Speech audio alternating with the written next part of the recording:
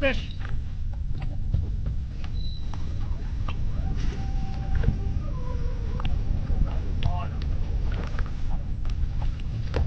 Bail's open. Bail's open. Just hit the top button there, dude. Okay, it came on.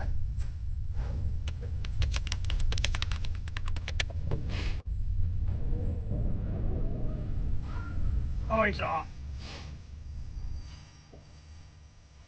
Oh, he's still there. Drag too loose. I switch sides with the Yep.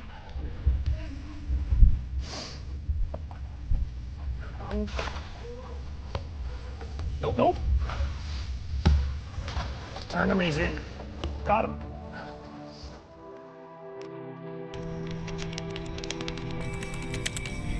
Fish.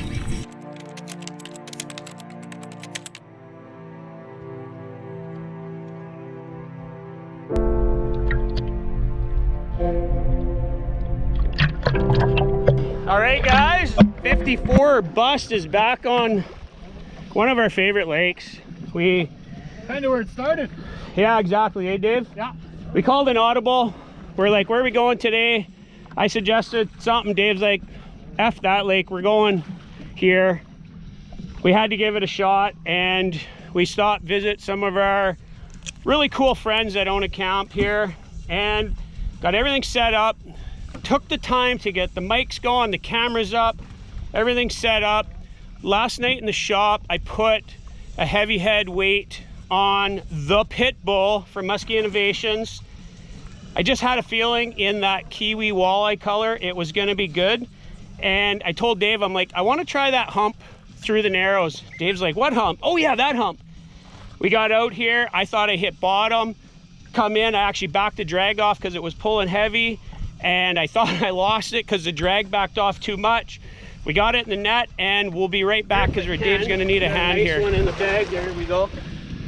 Kiwi walleye pitbull, and I put that little heavy head weight on because I wanted to get a little bit more that jumping action. And that holographic really pops in the water. Yeah. She's a beauty, Clark.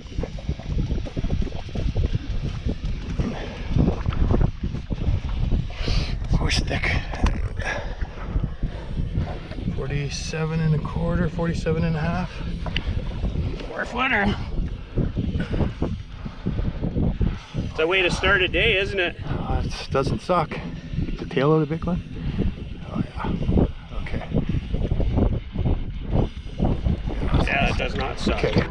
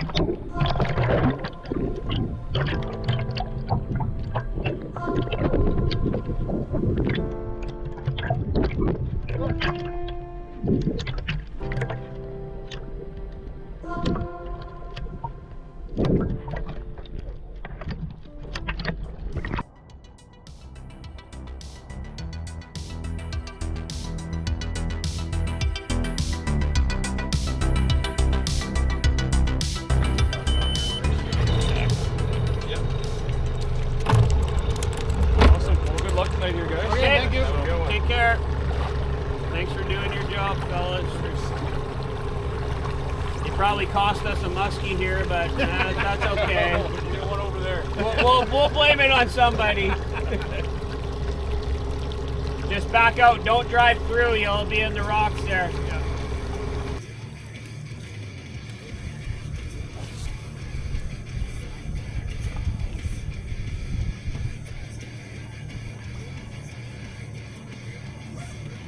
Yeah, there's one sitting just out here. Oh, got one.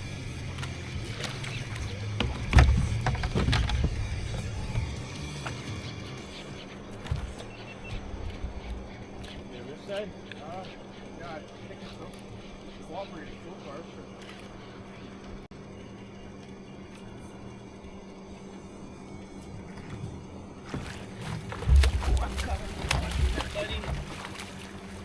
That was my bad. Dave was caught on the net, buddy.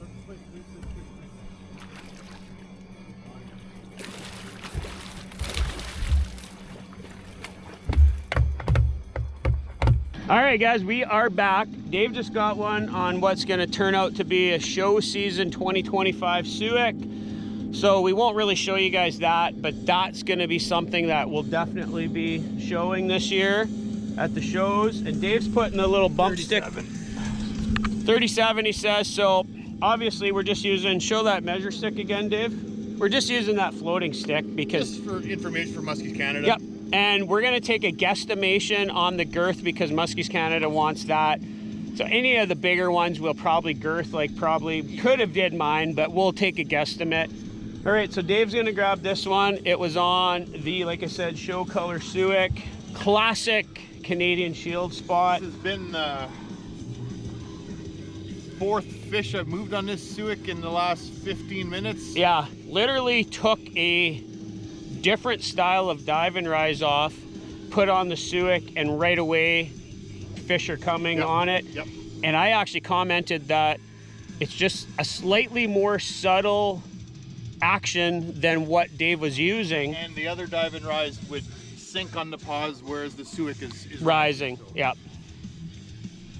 So again, guys, it's not a huge one, but it's cool when you can make adjustments in your day and you can actually see some, you know, some positive reinforcement on that.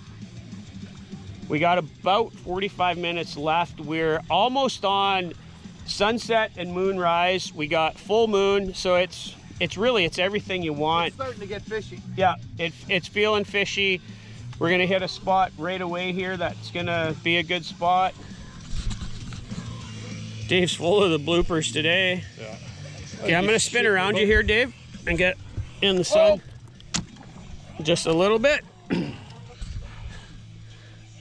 Actually, that's a pretty little fish. Got a little mark on his tail. I'm just gonna splash it. All right, ready to go. Okay, let's get him going.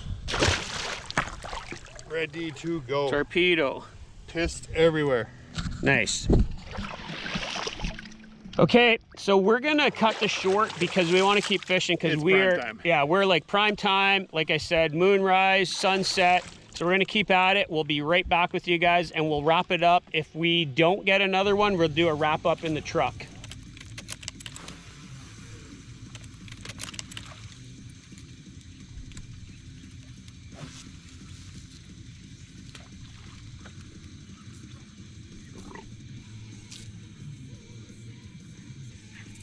Oh, there's one.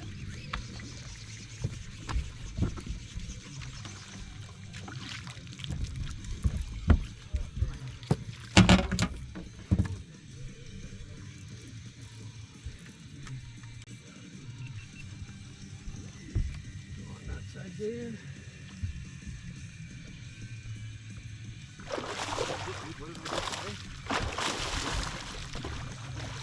What did I just say? Well, guys, final spot of the night, and did her again. Hat trick. I like it when a plan comes together. Well, for Musky Innovations and Team Rhino Outdoors, the pitbull, put the heavy head on it. Been money today, been moving some fish. Dave's got some fish moving with the Suick. And this, guys, is a color that Jeff says does not sell. It's called Kiwi Walleye UV, and it just looks so good in the water, eh, Dave? It pops. It looks like a walleye. It's fantastic. And we're on a main lake reef to finish the night. This is our last spot, and I just slowly popped it in and letting it hang a little bit more because of low light. And I was like, oh, here's a fish, Dave. You want to get the stick in the water? See? Yeah, we'll give him a quick stick bump here.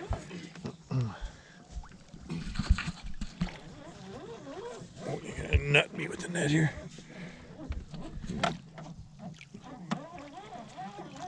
Oh, that thing's freaking out.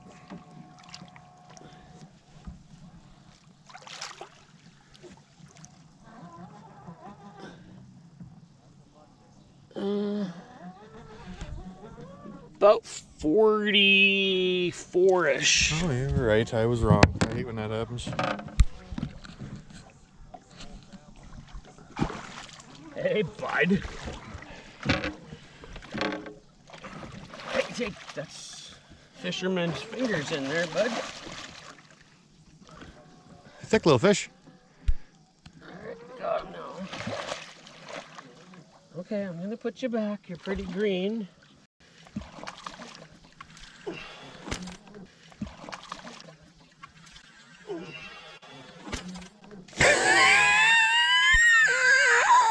How you doing tonight? I've been wanting to do that all day. All right, that's the hat trick. We're gonna wrap her up on this, guys. Yep, here we go. Nothing wrong with that. Splash it. Oh man, this fish is my favorite of all time. Whew. You want to throw them at my boobies again?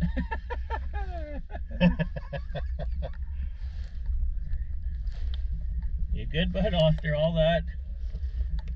A little bar fighter, this one. A thick fish.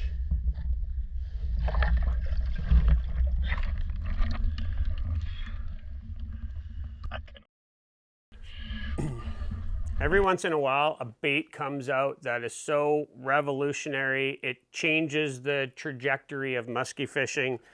And when the original Bulldog came out, that was one of those baits. There's no denying the Bulldog was a huge change in the way people took on musky fishing. And by extension of that, I don't want to discount the Suick Thriller. This happens to be a high impact one that you can change the weights on.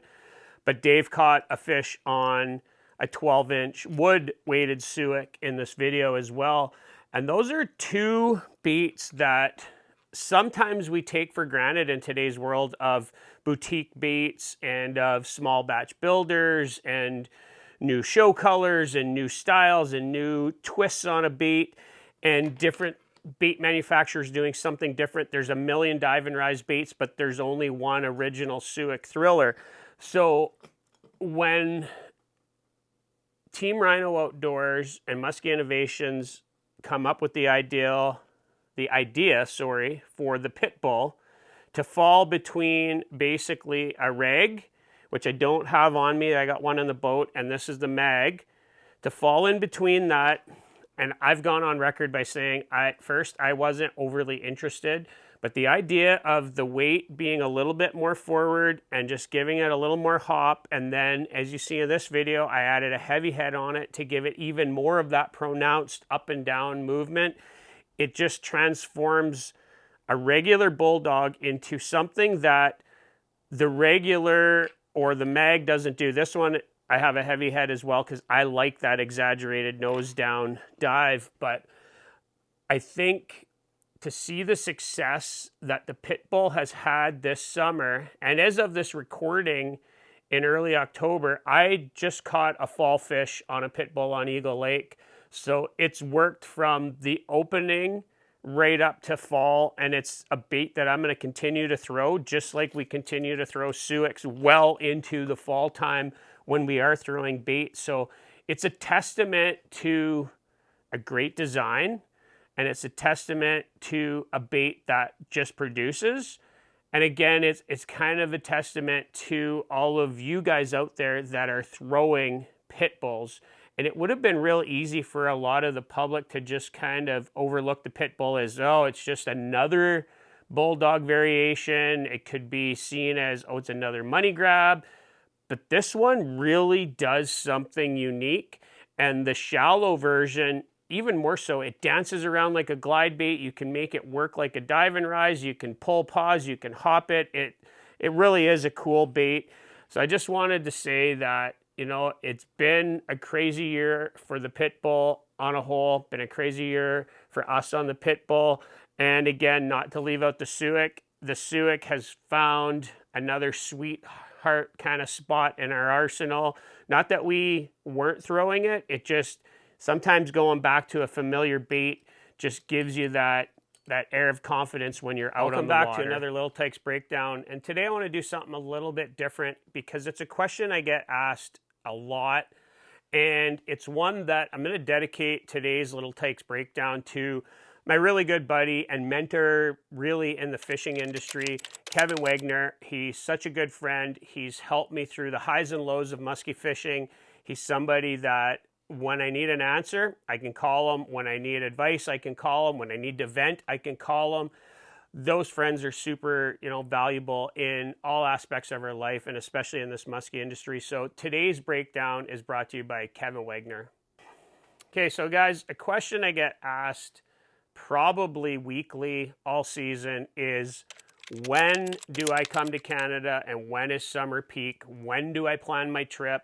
It's a loaded question, right?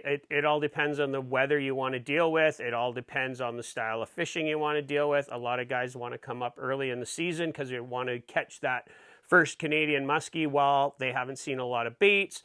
Some people like the fall. There's a whole host of times when you can come to Canada. But if you're looking for summer peak and for the time of year that we would consider our summer peak, I'll kind of break it down as best I can. All right, you guys have heard me talk about it on a lot of videos, and those of you that listen to podcasts that I've been on, we talk about summer conditions and the fact that we don't get really jacked up for the season until about the 1st to the 4th, 7th of July. The first couple weeks of the season up here can be really hit and miss depending on the type of spring we have. So I'm going to kind of leave that out and say that our first real good bite windows will happen from July 1st to the 4th. So starting that week is where we start to see the temperatures stabilize, the water temps are climbing. We're probably getting into that, close to 70-degree range. We're starting to see the start of summer patterns, predictable summer patterns. So your predictable bucktail bite, the weeds are growing up. They're not fully grown yet, but they're right up there. You got some fish that are moved out to rocks for their summer kind of spots. So you got that rubber dive and rise style of bite. And that starts around July 1st to 4th, maybe out to the 7th on a cooler year. And then it slowly ramps up over the next couple weeks. And I'm going to give credit to my brother-in-law, Ryan Sawchuk, because he used to fish for muskies a lot. And he always said that the best time to go out to Long-Legged, where his mother used to work at the tourist camp and where we kind of cut our teeth musky fishing, was the weekend of his sister and his brother-in-law's birthdays, which just happened to be in that latter half of July. And so what we're looking at is around the 20th to the 22nd, 23rd of July as kind of summer peak for the northern end of northwestern Ontario.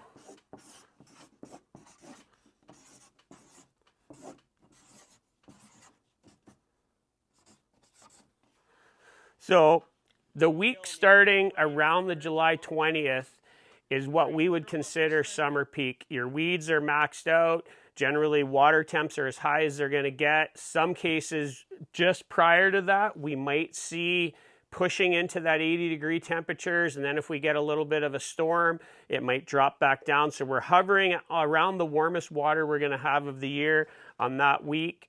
And if you can tie it into a full moon or a new moon, and in the case of today's video, we had a full moon on the 21st, and it just so happens that during the day we had moon underfoot, which is always our favorite. Personally, for us at 54 Bus, we like moon underfoot, and the way that it was set up is we had moonrise just after sunset for around the 19th, 20, 21, 22 period, where they didn't quite match up perfectly, but they were really close. So you had a really cool moon event at the end of the day, which we kind of exploited in this video. And the other one that I like probably even more is a new moon. If you can come up here and have a new moon around summer peak, to me, that's my favorite time to fish. So if we look at that summer peak period, and a lot of people ask, okay, if that midsummer new moon or full moon is booked at camp, when is the next best time frame? I would say that generally that period, barring a cold front, is going to last until about August 5th to the 10th. Just a little bit And more. then usually Bring the tail out around just a little August bit. Right there. 10th to 15th, we start to see our first cold front. So we get our first storm come through from the northwest or the north, and we get that first drop in temperature, the first cool rains, the first couple cooler nights, and that can start to change the bite patterns. But if you think of it as around the 20th, if you have that moon, and then that would almost tie into a couple weeks later, we're looking at starting to get into the new moon or the next phase of the moon a few weeks later. If you can find stable weather through there, that summer peak for us, and then that second half of August, things change. But for you guys looking to book your trip to Canada, book it around the 20th to the 23rd, pick a new moon or a full moon, and that's going to give you the results like we see in today's video. Not a lot to break down on today's catches. All three of them were mid-lake, open water reefs, deep water around them. I didn't draw all three out. That's kind of redundant at this point, especially with our main viewers on this channel. You guys have seen kind of how we look at this kind of stuff. The direction is of the north, south, east, and west, or the direction of the current's kind of irrelevant when you're talking about midsummer peak patterns. What we're looking for is these mid-lake reefs, and surprisingly, two of them kind of lay out east-west, and one lays out kind of north-south. Again, it doesn't really matter, guys. What we're looking for in a lot of cases is reefs that don't break the surface. So, not that these reefs are hidden. One of them is very less fished. I'll just put it that way. But they're between 2 and 5 feet under the surface at their height, and they have steep breaking sides that break down to 25 to 30, or in the case of one of them, 15 to 20. And the way we approach these almost all the time, again, you hear me talk about it, is we want to cast, if my boat's over here,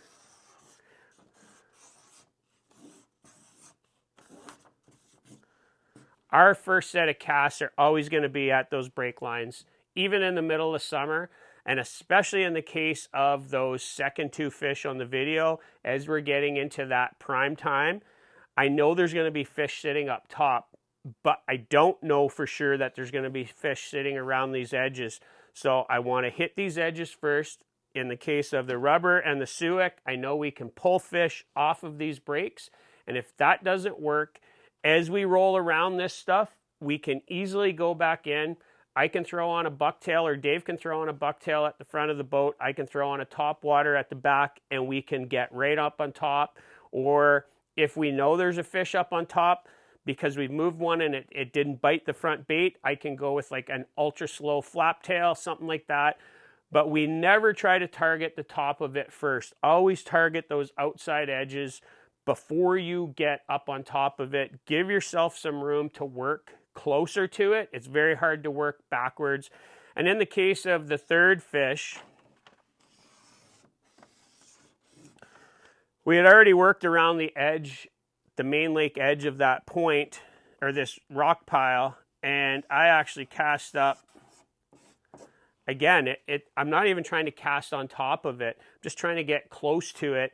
And as I'm getting part way in, you can see I actually look down at the graph and I see something moving, and I let it hang a little bit longer than I normally would. That fish picked it up on that drop, and again, that's using the pitbull with the heavy head so that it's got that little bit more pronounced drop, gets it to go down a little bit deeper on that longer hang.